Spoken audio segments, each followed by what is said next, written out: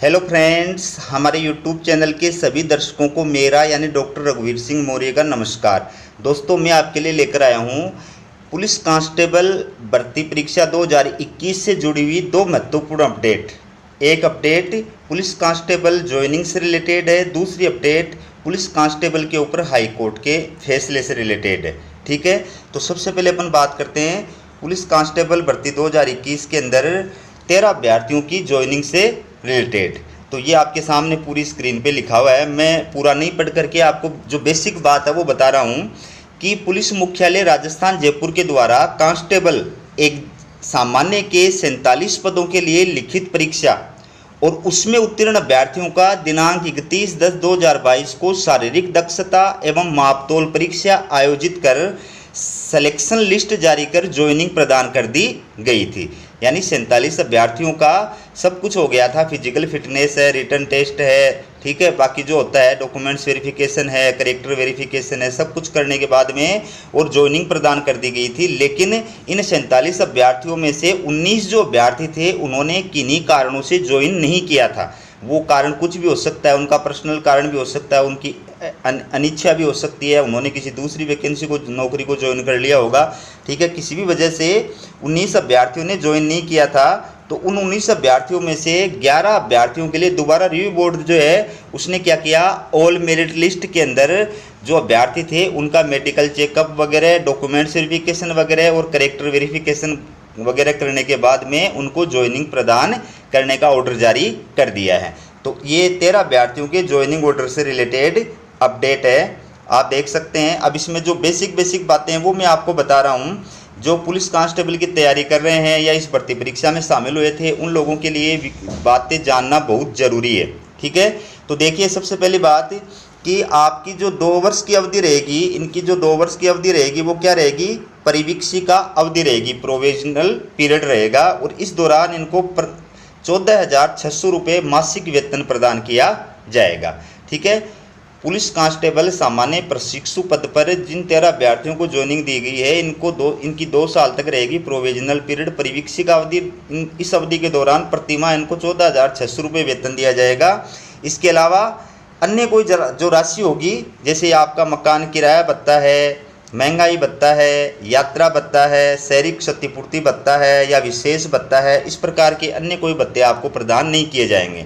ये आप परमानेंट हो जाएंगे, उसके पश्चात आपको प्रदान किए जाएंगे। ठीक है, इसके बाद देखिए ये 13 अभ्यर्थी आपके सामने जिनको ज्वाइनिंग का ऑर्डर जारी किया गया है और इन अभ्यर्थियों को 12 जून से पहले यानी लास्ट 12 जून से है, उससे पहले जा करके ज्वाइन करनी है। कहाँ करनी है वो भी मैं आपको आगे बता देता हूँ।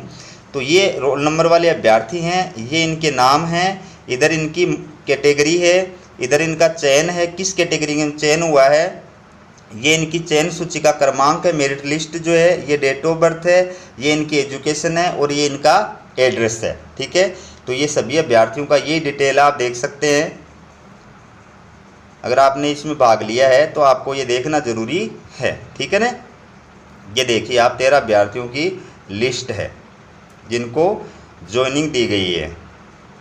ठीक है, अब देखिए आपके लिए महत्वपूर्ण और जानना क्या ज़रूरी है, ये आप देखिए उपरोक्त अभ्यर्थियों की कांस्टेबल पद पर नियुक्ति निम्नांकित शर्तों के अधीन होगी। यानी ये जो अभ्यर्थी हैं इनको ज्वाइनिंग जो है वो प्रदान की जाएगी, लेकिन ज्वाइनिंग की ये जो शर्तें हैं इन शर्तों के अधीन उनकी ज्वाइनिंग रहेगी। ठीक है, पहली बात जो है ये मैं आपको वैसे बता देता हूँ, मौखिक आप इनको पढ़ भी सकते हैं, लेकिन मैं आपको इनको समझाने के तरीके से बता देता हूँ। पहला जो पॉइंट है इसमें क्या लिखा गया है कि परिवीक्षिका काल के दौरान एक कैलेंडर वर्ष में 15 आकस्मिक अवकाश दे होगा। 2 वर्ष तक आपको प्रोविजनल पीरियड में रखा जाएगा और उस अवधि के दौरान आपको 1 महीने के पूरी साल के आपको कितने अवकाश मिलेंगे, 15 दिन का आकस्मिक अवकाश मिलेगा। ठीक है, उसके अलावा कोई अवकाश नहीं दिया जाएगा। ठीक है, फिर है दूसरा है पॉइंट जो इसका मतलब क्या है कि अगर महिला कर्मचारी है तो उनको प्रसूति अवकाश दिया जाएगा, पुरुष अभ्यर्थी है तो उनको पितृत्व अवकाश दिया जाएगा। ठीक है, तीसरा जो पॉइंट है इसका मतलब क्या है, इसका मतलब ये है कि 2 वर्ष की परिवीक्षिका काल अवधि अगर आप संतोषजनक पूरा कर लेते हैं तो उसके पश्चात आपको नियमानुसार परमानेंट कर दिया जाएगा। और फिर परमानेंट कर दिया जाएगा। उसके पश्चात जो वेतन भत्ते और सुविधाएं नियमानुसार आपको मिलनी चाहिए वो सारी वेतन भत्ते और सुविधाएं आपको नियमानुसार दी जाएगी। ठीक है।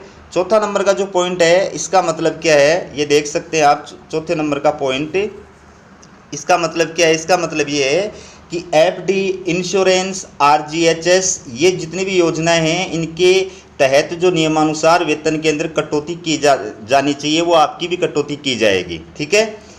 पाँचवें नंबर का जो पॉइंट है इसके अंदर क्या कहा गया है, इसके अंदर ये कहा गया है कि आपको जो है पुरानी पेंशन योजना लागू की जाएगी, यानी ओल्ड पेंशन स्कीम आपके ऊपर लागू की जाएगी। ठीक है, जब परमानेंट हो जाओगे उसके पश्चात। इसके बाद में देखिए 6 नंबर के पॉइंट में क्या कहा गया है कि आपके 2 से अधिक संतान नहीं होनी चाहिए। अगर आप विवाहित हैं तो आपके 2 से अधिक संतान नहीं होनी चाहिए। इस प्रकार का शपथ पत्र आपको देना पड़ेगा। ठीक है। अगर आप ये तथ्य छुपाते हैं तो बाद में भविष्य में आपको नौकरी से बर्खास्त भी किया जा सकता है। 7 नंबर का जो पॉइंट है इसका मतलब क्या है, 7 नंबर के पॉइंट का मतलब ये है कि आपको ये भी शपथ पत्र देना पड़ेगा कि विवाह में मैंने न तो दहेज लिया है और न मेरे 1 से अधिक पति पत्नी हैं। यानी अगर पुरुष अभ्यर्थी है तो उसके 1 से अधिक पत्नियां नहीं है, महिला अभ्यर्थी है तो उसके 1 से अधिक पति नहीं है। ये आपको शपथ पत्र देना पड़ेगा। प्लस आपको ये भी शपथ पत्र देना पड़ेगा कि मैंने विवाह में, अगर पुरुष अभ्यर्थी तो विवाह में मैंने दहेज नहीं लिया है। ठीक है। इसके बाद में 9 का जो पॉइंट है इसका मतलब क्या है, 8 का, इसका मतलब ये है कि अगर आप विवाहित हैं तो आपको विवाह पंजीयन प्रमाण पत्र प्रस्तुत करना पड़ेगा। ठीक है। 9 का जो पॉइंट है इसका मतलब क्या है, 9 के पॉइंट का मतलब ये है कि विज्ञापन में जो शर्तें थी अगर उनमें से किसी भी शर्त के अंदर भविष्य के अंदर असत्यता पाई जाती है तो नियुक्ति का आदेश जो है अभ्यर्थी का रद्द किया जा सकता है। यानी आपने अगर कोई तथ्य छुपाया है और आपने तथ्य छुपा करके नियुक्ति ज्वाइनिंग कर ली, लेकिन भविष्य में अगर ये बात उजागर हो जाती है कि आपने विज्ञापन की शर्तों के अंदर जो चीज़ें थी उनमें से कोई तथ्य छुपा करके ज्वाइनिंग ली है तो भविष्य में फिर आपको वापस भी पद से हटाया जा सकता है। 10 नंबर का जो पॉइंट है इसका मतलब क्या है, 10 नंबर के पॉइंट का जो मतलब है दोस्तों ये है कि आपको 50 रुपये का नॉन जुडिशरी स्टाम्प देना होगा। और क्या लिख के देना होगा कि मैं प्रशिक्षण अवधि के बाद 2 वर्षों तक की जो सेवा है वो पूरी करूँगा। होता क्या है कि प्रोविजनल पीरियड के बाद में अभ्यर्थी क्या करते हैं कि मान लो बढ़िया जो उनको दूसरी नौकरी मिल गई, आरएस वगैरह की मिल गई, फर्स्ट ग्रेड की मिल गई, सेकंड ग्रेड की मिल गई, तो पुलिस कांस्टेबल की नौकरी छोड़ करके वो दूसरी नौकरी ज्वाइन कर लेते हैं। तो इसमें आपको ये शपथ पत्र देना पड़ेगा कि मैं प्रोविजनल पीरियड की अवधि पूरी करने के बाद 2 वर्ष की सेवावधि पूरी करूंगा, उसके बाद में ही मैं नौकरी छोड़ सकता हूं, त्याग पत्र दे सकता हूं। अगर उससे पहले मैं नौकरी छोड़ूंगा तो जितना मेरा ट्रेनिंग के ऊपर खर्चा किया गया है वो खर्चा आपसे सरकार वसूल करेगी, वो आपको ब्याज सहित जो है खर्चा पूरा जो है वो जमा कराना पड़ेगा। तो ये आप नौकरी छोड़ सकते हैं, वरना आप नौकरी नहीं छोड़ सकते। 11वें नंबर के पॉइंट में क्या कहा गया है, इसमें कहा गया है कि 50 रुपये का आपको पुलिस सेवा बॉन्ड जो है वो भर करके देना पड़ेगा। प्रारूप जो है वो आपको उपलब्ध हो जाएगा। ठीक है। और 12 नंबर के पॉइंट में क्या कहा गया है, 12 नंबर के पॉइंट में कहा गया है कि आपको ज्वाइनिंग करनी है। कितनी तारीख तक ज्वाइन करना है, 12 जून तक ज्वाइन करना है। कहाँ पर ज्वाइन करना है, कार्यालय कमांडेड 12वीं बटालियन RSC विकासपुरी नई दिल्ली, यहाँ पर जा करके आपको ज्वाइनिंग करनी है। ठीक है। और ज्वाइनिंग के टाइम पर आपको क्या क्या लेके जाना है, जो डॉक्यूमेंट्स आपको बताए ये तो हैं ही हैं। इसके अलावा आपको दैनिक उपयोग की आवश्यक सामग्री, पहनने के कपड़े इत्यादि, और मेस एडवांस के रूप में आपको 5000 रुपये की राशि लेके जानी है साथ में। मेस एडवांस के रूप में 5000 रुपये की राशि आपको साथ में लेके जानी है। इसके अलावा आपको 2500 रुपये कार्मिक कल्याण न्यास सदस्यता शुल्क के रूप में साथ लेकर के जाने हैं, वो वहाँ पे जमा कराने पड़ेंगे आपको। इसके अलावा 10 पासपोर्ट साइज रंगीन फ़ोटो आपको साथ लेके जानी है, और संलग्न निर्धारित प्रारूप अनुसार बंद पत्र शपथ पत्र लेकर के जाना है। जितने भी शपथ पत्र हैं वो सारे आपको साथ में लेकर के जाने हैं। इसके बाद देख सकते हैं आप, इसके बाद में 11 नंबर का पॉइंट है, इसमें एक आ गया है कि ड्यूटी ज्वाइनिंग के प्रयोजनार्थ इन्हें किसी भी प्रकार का कोई यात्रा भत्ता दे नहीं होगा। यानी दिल्ली आप आओगे जाओगे, आपको कोई खर्चा सरकार की तरफ से नहीं दिया जाएगा, आपको अपनी जेब से वहन करना पड़ेगा। अब दोस्तों इसी भर्ती से यानी पुलिस कांस्टेबल भर्ती 2021 से जुड़ी हुई हाई कोर्ट की एक अपडेट है, वो आप देख सकते हैं। ये आप देख सकते हैं दोस्तों, कांस्टेबल भर्ती 2021 से जुड़ी हुई अपडेट है। क्या है देखिए आप, कांस्टेबल भर्ती 2021 में चयनित अभ्यर्थियों को नियुक्ति नहीं देने से जुड़ा प्रकरण।